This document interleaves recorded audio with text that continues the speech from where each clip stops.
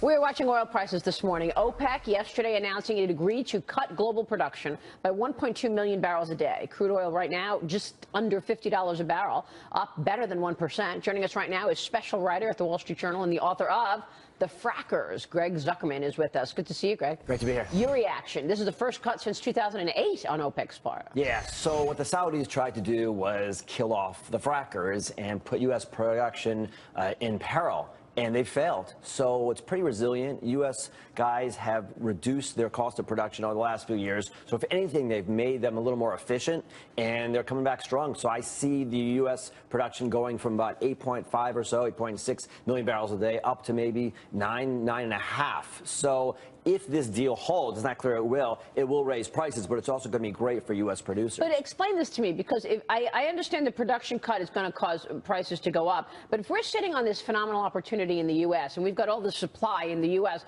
doesn't that longer term send oil prices lower? It puts a little bit of a ceiling on prices, yes, as does the question of whether they can handle the production cuts, whether they'll get the production cuts. But exactly, long term, you don't want to get too excited if you're an oil trader, because I don't see any way you're going to get to 60, 70, even though the Saudis kind of need that to balance their budget. One interesting thing that Stephen Schork said the other day is that Saudi Arabia and any major oil producers around the world don't want crude to get to 80, 90 and be at that higher sustained level, because it encourages all the electric vehicles that are being developed, and it encourages people to make that switch from kind of your standard gas-powered combustion engine to something more advanced. And I just thought that was a really interesting way of looking at it. Well, I'm a big believer in that long term, they're nervous about the future. They're worried about peak oil demand, people are talking about, and they're worried about people shifting over to other kind of electric vehicles and other kinds of alternatives. So yeah, they've got a lot of concerns. And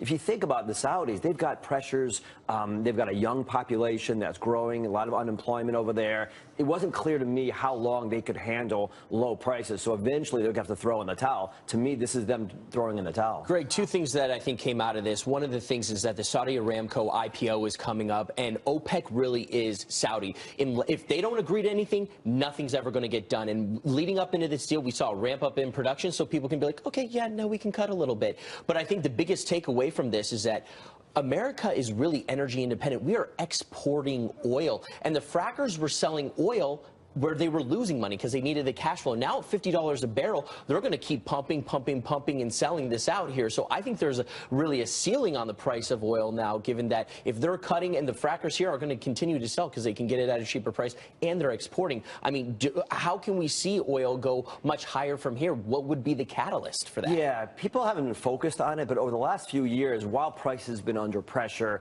people in Texas, North Dakota, other kind of places have been reducing their costs. And now they can make money at $35, $40, $45 in some places of this country. Not everywhere, but in some places. And that's going to help them long term. And it's also, like you said, going to put a little bit of a ceiling on oil prices long term.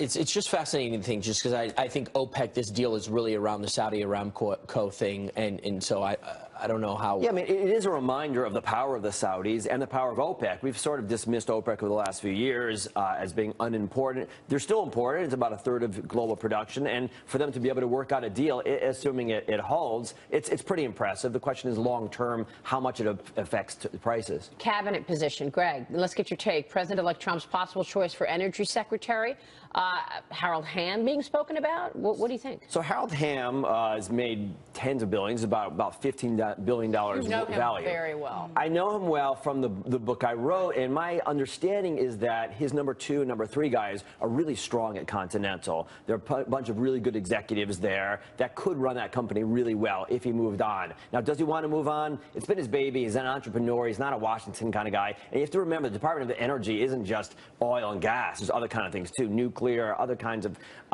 things that really aren't in his realm. So you wonder if he'll be interested in that. But he is friends with Donald Trump. I don't think we can look past that. He was a supporter and he's friends with the Oh, very much so. I think if he wants it, he probably could get it. He's been there from the beginning, a big supporter. Question is whether he wants to leave his now thriving company. The stock's up 10% in the last day or so. Well, let's look at this oil rally. Has certainly worked out for Harold Hamm. Check out Continental Resources yesterday. The report suggested that this netted one of the world's richest men another $3 billion because his stock rallied on the news that he becomes energy secretary. Yeah, this is a guy who, if you remember, wrote a check for his ex-wife of $1 billion. Literally, it was 990 something. Oh wait, didn't she say that $1,000,000. wasn't enough after And they got she divorced? contested she it. needed more than $1 billion. Yeah, well, she had a pretty good argument. The guy was worth about $15 billion at the time. I'd love that to be my life.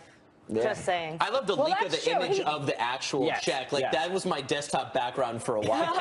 Well, but you know what? He's worth $15 billion, and he's writing her a check for $1 billion. Maybe That's she what does her have a argument was, right. You know what? You're supposed to get half of whatever your spouse earned or made during the duration of your marriage. Hey, fork it over, Ham. Half. Yeah, Eddie listen. Murphy did an entire stand-up about that. But money talks, and that was it. It was like, here you go. Do you want out of this? You want it to be a long, drawn-out process? And I like that, you know, actually. Speaking of cabbage and coin, are these energy companies going to be rehiring people, you think? Yes, slowly. It's going to take a little while. You have to remember, they can't just turn it on right away. It takes about a year or so for them to do the hiring and get production going again. So it'll take a little bit. But yeah, finally, you'll maybe see some better spirits in places like Williston, North Dakota, and the Permian has been doing well, but some other parts of the country. Even in Texas, quite frankly. Yeah. And this could benefit Canada as well. I mean, Canada's economy has gone down pretty significantly. So with this deal happening and with what's going on, this could We care about the U.S., okay? Well, you see Trudeau getting behind a pipeline of all things. So